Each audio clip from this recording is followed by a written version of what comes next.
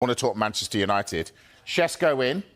What does that mean for Rasmus Højlund? We keep saying it. We do. Keep asking until something happens. Yeah, I mean, look, AC Milan, we know, have held talks with Manchester United over the signing of Rasmus Højlund. As yet, there is no agreement between AC Milan and Manchester United. Key to this is Højlund and what he wants to do. He, I think, has yet to decide whether he wants to go to Milan. So for now, Milan are now switching their conversations from club to representatives of Rasmus Højlund. They want to find out 100% for sure whether Rasmus Højlund is open to this move to AC Milan. If he is, then they can advance on talks with Manchester United, because it would just be a waste of time if they continued trying to get a deal done with Manchester United only to find that Rasmus Højlund doesn't actually want to go there. At the moment, AC Milan, their discussions with United have centred on a loan with an option to buy. Manchester United would prefer a permanent deal, or at least have a permanent element attached to any kind of loan. We think that Manchester United would consider offers of around £40 million. That can come in two guises. If they sell him permanently and the deal is £40 million, or if it's a loan with an option and there might be a loan fee, say, of around £5 or £6 million, and then the option price is then taken off what they would have paid for the loan fee, so around £35 or £34 million. So, again, this is one that is up in the air, but I think it has been made clear to Rasmus Højlund not only what Manchester United's transfer activity has been so far, because they brought in Benjamin Sesko, but also their team selection, particularly in that game against Fiorentina. They left him on the bench. He was an unused substitute. Mason Mount played as a false number 9. And if that is not a message to say to you, you're probably not in the plans, I don't know what is. No, indeed. All right. Who else has been linked with exits? We know the players. What's going on with Sancho? Jadon Sancho, he's a player we talk about every day, it feels like, on the transfer show. So far, no real movement, but we understand the Besiktas are the latest club to explore the conditions of a deal and show interest in Sancho. The club's president was speaking and said that they're going to do their best to sign him if Sancho wants to join the football club. And once he emerged as a potential target, Besiktas fans have taken to social media to try to convince Jadon Sancho to join Besiktas. They've left more than 5 million comments under his most recent Instagram post. And if this does happen, I mean, there's a lot of work that needs to be done for Jadon Sancho to become a Besiktas player, but he would be reunited with Ole Gunnar Solskjaer. Ole Gunnar Solskjaer brought him to Manchester United in 2021 for £73 million. So how fitting it would be if the chapter at Manchester United came to a close with Ole Gunnar Solskjaer helping Manchester United get rid of a player they've been looking to offload for a long period of time. Borussia Dortmund, they remain interested. As yet, no agreement with the club or the player. Clubs in Italy and Saudi Arabia are exploring the conditions of a deal. We know the other players United are trying to offload this summer because it could lead to potentially more incomings. 5 million comments. It's like after a transfer show, but not one of them any good. Right, Baleba. Can the United fans believe they'll get Baleba? It's difficult. There's been no formal offer or formal approach from Manchester United to Brighton over the signing of Carlos Baleba. As we've been saying, even before Manchester United signed Benjamin Sesko, the focus has been on sales, or at least an assurance that there will be sales at Manchester United in the final 19 days of this transfer window. But it is understood that if a market opportunity was to present itself in Baleba, Manchester United want to be in a position where they can act on it. I'm not going to say that they want to be in a position where they can do the deal, just be in the mix to be able to act on it.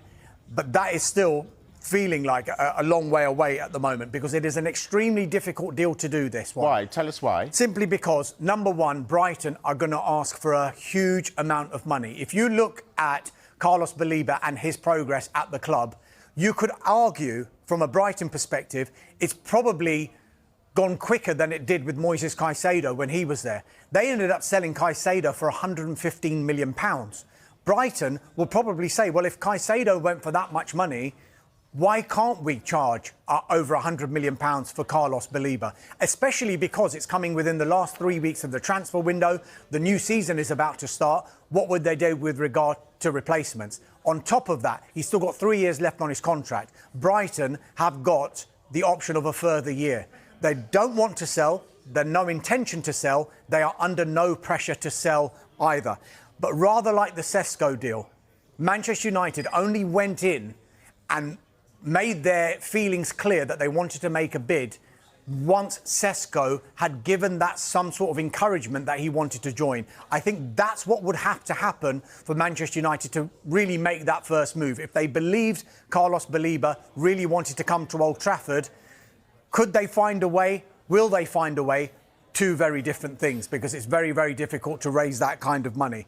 As I mentioned, the contract situation is working very much in Brighton's favour. They don't need to sell. You're right. It is a difficult deal. All right, we're going to take a break on Gianluigi Donnarumma. Is he really being considered by Manchester City? I think we need to explain the situation first before we go into City. And it has put a number of clubs in Europe on alert that one of the best goalkeepers, widely recognised as one of the best goalkeepers in the world, is now available.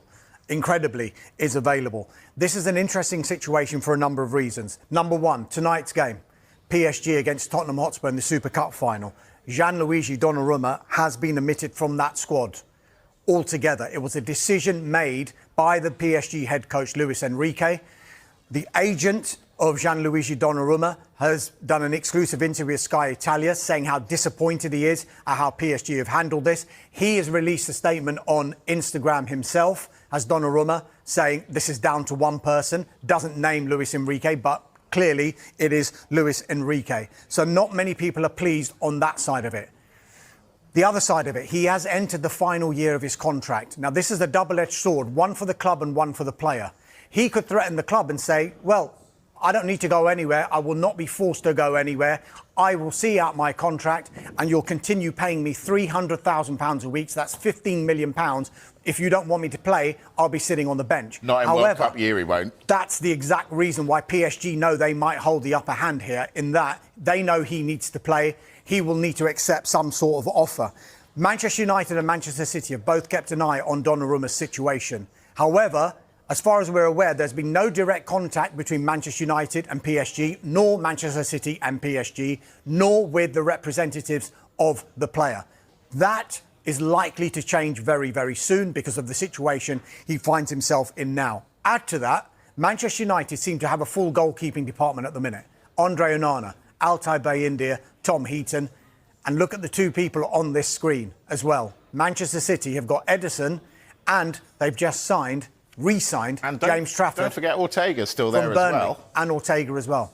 It's worth looking at the Manchester City situation when it comes to goalkeepers, because it's our understanding that Manchester City want to keep Ederson, and Ederson is their number one, which in itself is quite interesting because they've had one pre-season friendly. Ederson played 45 minutes. James Trafford, who's just returned to the club from Burnley, he played 45 minutes. So that in itself, I think, is very interesting. There's been no formal approaches for Ederson this summer, though we know there has been long-standing interest from the Saudi Pro League and from the Turkish leagues as well. But if an offer does come in, then City will have a decision to make because of his contract situation. If Ederson was allowed to leave, they would be looking for a replacement, and Donnarumma is likely to be a name on that shortlist. However, it was really interesting. We heard from Julien Laurent earlier on today on Sky Sports News, and he's not so sure that Donnarumma would be a